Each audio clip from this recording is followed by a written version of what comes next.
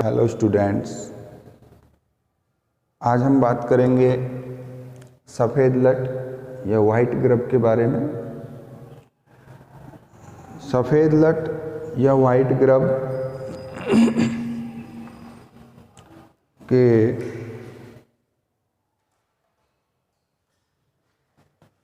वर्गीकरण की हम बात करें तो सफ़ेद लट का वैज्ञानिक नाम होलोट्रिकिया कॉन्सैनगुनिया है। होलोट्रिकिया कॉन्सैनगुनिया। गण इसका कोलियोप्टेरा है। कुल मेलेलोन्थिडी। गण कोलियोप्टेरा, कुल मेलेलोन्थिडी। इसको कुछ अन्य नामों से भी जाना जाता है, जैसे इसे कोकचैफर भ्रंग, मई भ्रंग और जून भ्रंग के नाम से भी इसे हम जानते हैं। अब हम बात करते हैं इसके लक्षणों की। तो लक्षण में जो प्रौढ़ भ्रंग है, ये प्रौढ़ भ्रंग है, इसका शरीर काले भूरे रंग का होता है। काले भूरे रंग का।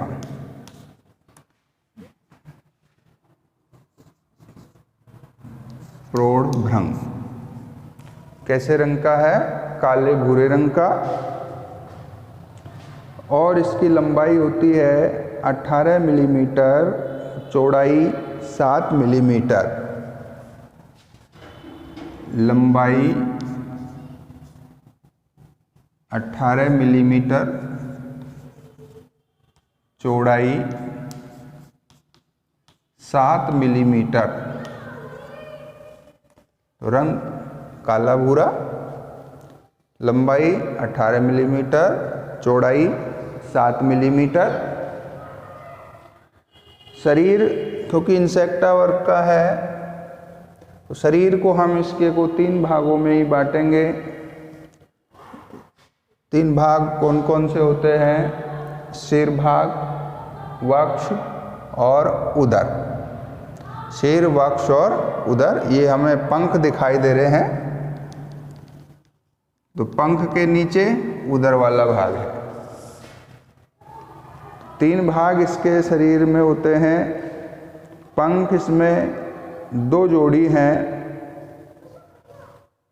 इस चित्र में हमको 1 जोड़ी पंख दिखाई दे रहे हैं, जिन्हें बोलते हैं अग्रपंख। ये बड़े होते हैं, मोटे होते हैं। इनके नीचे पतले झिल्ली नुमा 1 जोड़ी पंख और होते हैं, जिन्हें बोलते हैं पश्च पंख। तो पश्च पंखों को इन अग्रपंखों ने ढका हुआ है।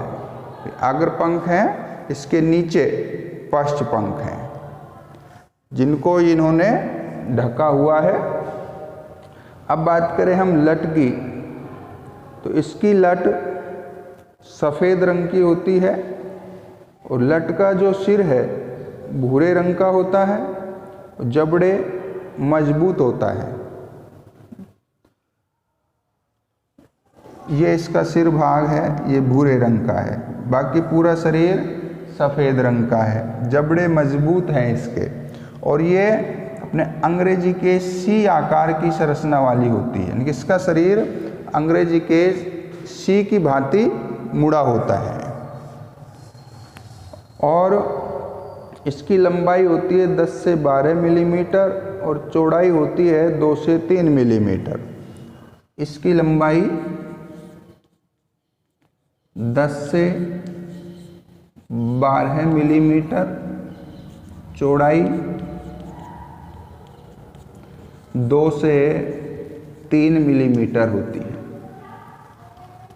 तो लट की लंबाई कितनी है? 10 से 12 मिलीमीटर और चौड़ाई 2 से 3 मिलीमीटर।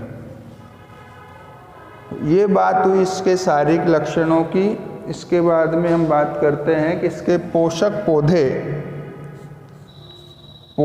पौधे कौन कौन से हैं जिनको ये क्षति पहुंचाता है या जिनसे ये अपना भोजन ग्रहण करता है। तो इसके पोषक पौधे मुख्यतः खरीफ की फसल के पौधे हैं। खरीफ की फसल, कातरा जो कीट है उसमें वो भी खरीफ की फसल को नुकसान पहुंचाता है, और सफ़ेद लट भी खरीफ की फसल को नुकसान पहुंचाती है। अब खरीफ में बोए जाने वाली जो भी फसलें हैं, जैसे खरीफ की फसलें हम जानते हैं मूंगफली, बाजरा, मिर्च, ग्वार, मूंग, चावला, इसके अलावा सब्जी और फल वृक्ष की पौध इस लटके द्वारा सर्वाधिक प्रभावित होती है। इसके अलावा इसके जो भृंग हैं, भृंगों के बेर, खेजड़ी, नीम, गूलर, सहजना, जामुन, बबूल ये भृंगों के परपोषी वृक्ष हैं। इसके अलावा हम बात करें क्षति एवं महत्व की, क्षति एवं महत्व, ये पौधों को किस प्रकार की हानि पहुंचाते हैं। तो जो सफ़ेद लट है ये एक भूमिगत कीट है,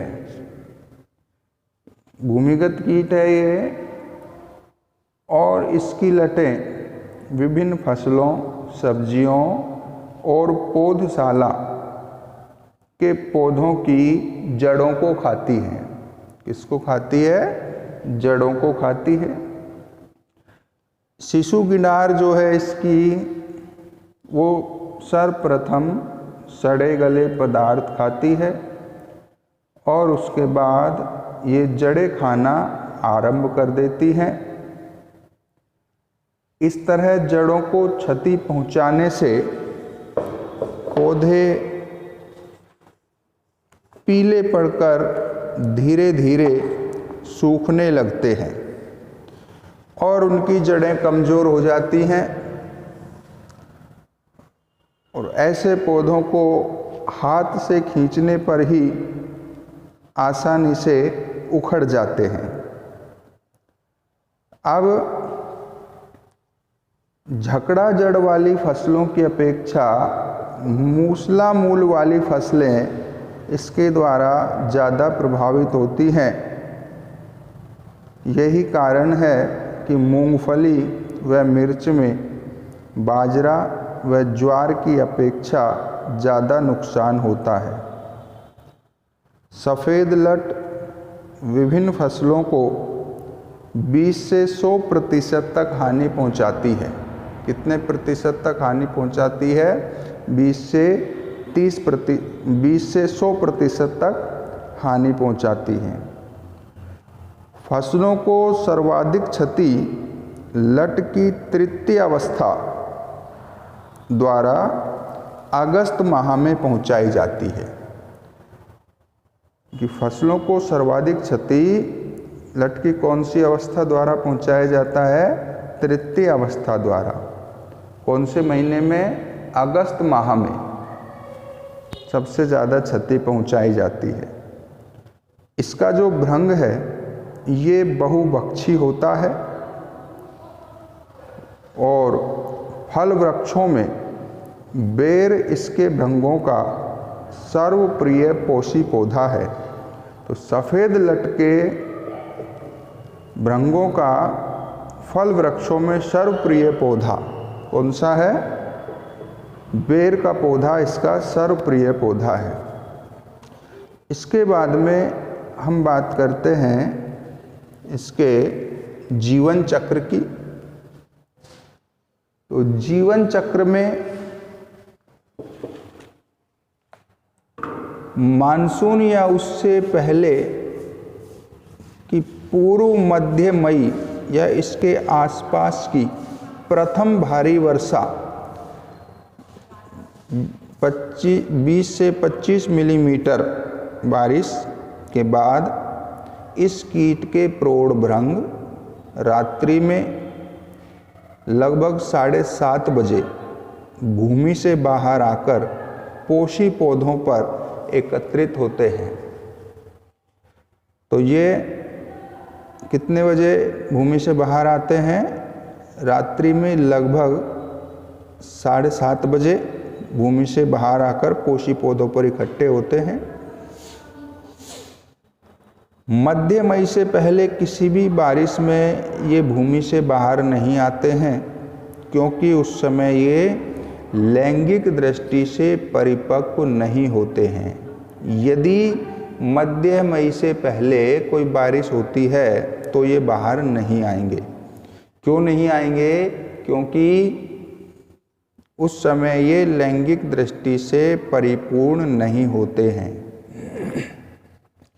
सबसे पहले भूमि से मादा भृंग या बीटल निकलकर नर भृंग को मैथुन के लिए अपनी ओर आकर्षित करती है। मादा भृंग 2 से 3 दिन में मिट्टी में 10 से 15 सेंटीमीटर की गहराई में अंडे देती है। एक मादा अपने जीवन काल में 50 से 60 तक अंडे देती है। तो यहाँ पर देखिए, कातरा में अंडे थे 100 से 150 तक। यहाँ पर एक मादा अपने जीवन काल में 50 से 60 तक अंडे देती है। इसमें हम संख्या की बात करें तो सफ़ेद लट कितने अंडे देती है? 50 से 60 तक अंडे। तो ये तुलना हम साथ साथ याद रखते चलेंगे तो हमारे सभी के अंडे की जो संख्या है उसके जीवन काल की, वो हमारे पास आ जाएगी। इसके बाद में मादा भृंग 30 से 50 दिन तक जीवित रहता है। अंडों का जो ऊष्मायन काल है वो होता है 7 से 13 दिन का। इसकी लटें जुलाई से मध्य अक्टूबर तक सक्रिय रहती हैं और इसके पश्चात भूमि में 40 से 70 सेंटीमीटर की गहराई में उपयुक्त नमी वाले क्षेत्र में पोषित या प्यूपा में बदल जाती हैं। इसका लट काल 82 से 113 दिन का होता है और पोषित काल 2 से 3 सप्ताह का होता है। इसके बाद यह भृंग में परिवर्तित हो जाते हैं। यह भृंग भूमि में लगभग 1 मिलीमीटर गहराई में मध्य मई तक सुषुप्तावस्था में जीवन व्यतीत करते हैं। कीट का संपूर्ण जीवन चक्र 129 से 150 दिन का होता है और वर्ष में एक ही पीढ़ी होती है। कीट का संपूर्ण जीवन चक्र कितने दिन का है? 129 से 150 दिन का। और वर्ष में कितनी पीढ़ी होती है? एक ही पीढ़ी होती है। इसके बाद में हम बात करते हैं इस कीट के नियंत्रण की, यानी कि प्रबंधन की। इस कीट का प्रबंधन भृंग व लट दोनों ही अवस्थाओं में किया जा सकता है। भृंग अवस्था में प्रबंधन कर सकते हैं और लट अवस्था में भी इनका नियंत्रण कर सकते हैं। तो पहली बात करते हैं हम सस्य प्रबंधन की। तो प्रबंधन में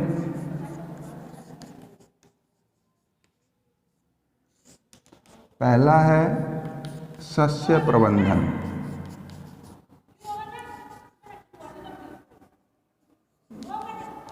सस्य प्रबंधन में सस्य क्रियाओं के द्वारा इस कीट का नियंत्रण किया जाएगा। इसमें देखिए हमें क्या करना है। पहली अच्छी बारिश के तुरंत बाद रात्रि में प्रकाश पास व फिरोमोन पास एवं परपोषी पौधों की शाखाओं पर एकत्रित हुए भृंगों को इकट्ठा कर नष्ट कर देते हैं। और ये कार्य कितने बजे करते हैं? ये कार्य 8:30 बजे से 11:30 बजे तक रात्रि में करते हैं। और ये कार्यक्रम 7-8 दिन तक नियमित रूप से क्षेत्र के सभी किसानों को मिलकर करना चाहिए। मिलके सभी किसानों को, उस क्षेत्र के जितने भी किसान हैं उनको सभी को ये काम अपने खेतों में करना होगा, जब ही इसका पूर्ण रूप से नियंत्रण हो पाता है। और कीटों को अंडे देने से पहले ही नष्ट करना ज़्यादा प्रभावी रहता है। तो अंडे देने के बाद यदि हम इन भृंगों को नष्ट कर रहे हैं तो इनके अंडों से लटें निकलेंगी तो नुकसान फिर भी होगा। इसके बाद में हम बात करते हैं रासायनिक प्रबंधन की। रासायनिक प्रबंधन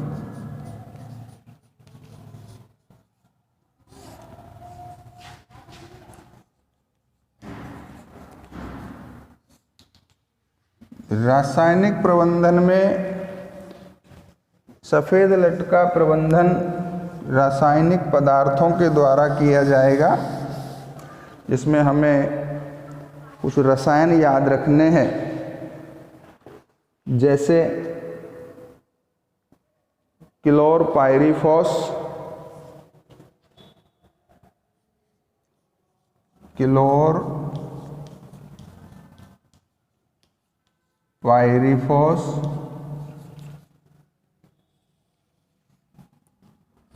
क्विनोलफॉस,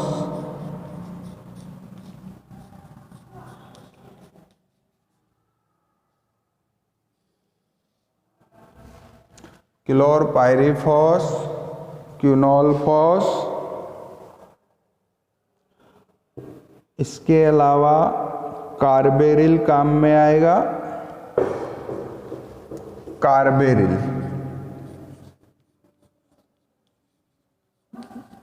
का उपयोग हम इसके नियंत्रण में करेंगे। और एक हमारे काम में आएगा मोनोक्रोटोफॉस।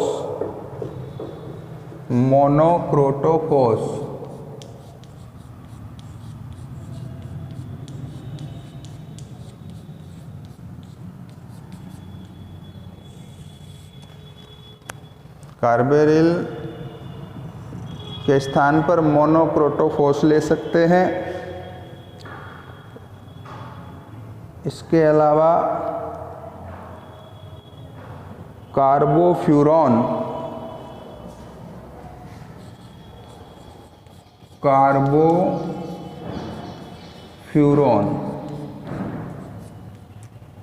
ये कुछ रासायनिक पदार्थ हैं, कीटनाशक हैं, जिनका उपयोग सफ़ेद लटके नियंत्रण में हम करेंगे। अब इनका उपयोग किस प्रकार से करना है वो देखते हैं हम। तो देखिए,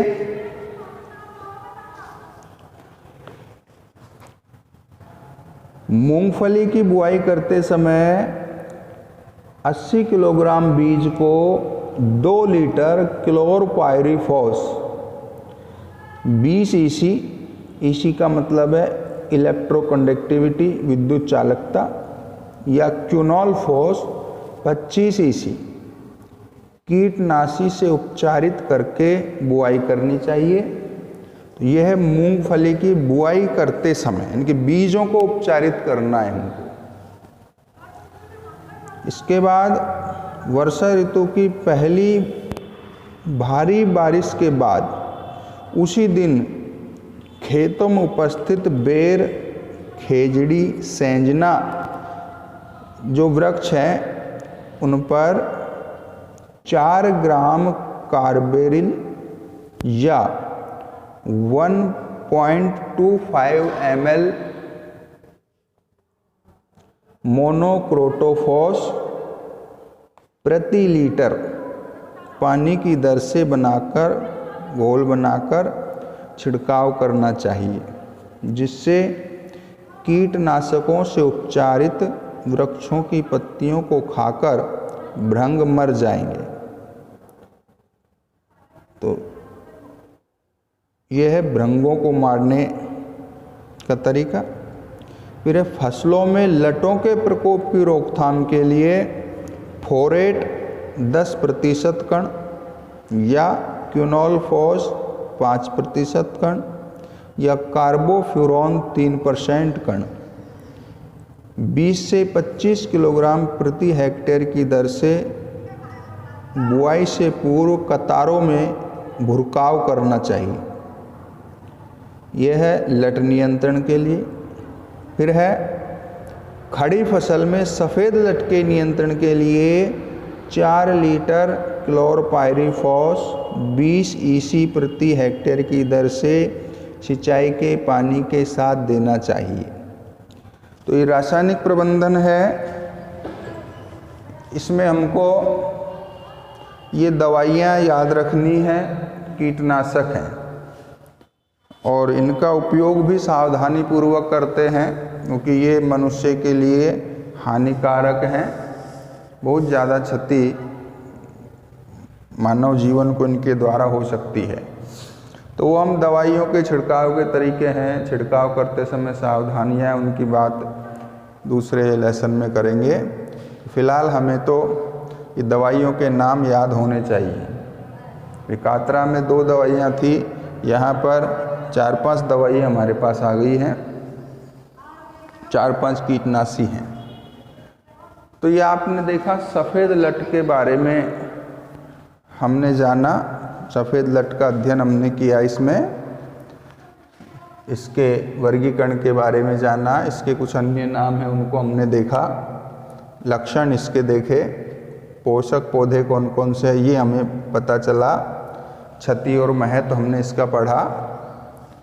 इसके बाद में फिर अंत में हमने इसका प्रबंधन जाना, शस्य प्रबंधन, रासायनिक प्रबंधन, दोनों तरह के प्रबंधन जाना।